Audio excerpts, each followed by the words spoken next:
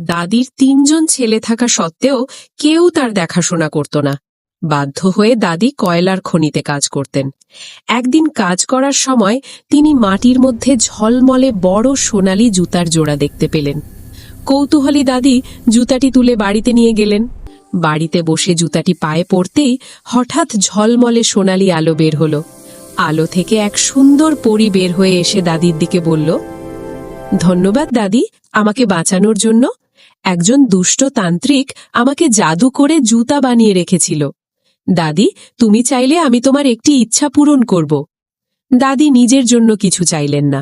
তিনি চাইলেন গ্রামের মধ্যে একটি হাসপাতাল তৈরি হোক, যেখানে গ্রামের মানুষ ফ্রিতে চিকিৎসা নিতে পারবে।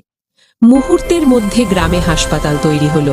পরী তখন গায়েব হয়ে গেল এবং দাদি অবাক হয়ে তাকিয়ে রইলেন।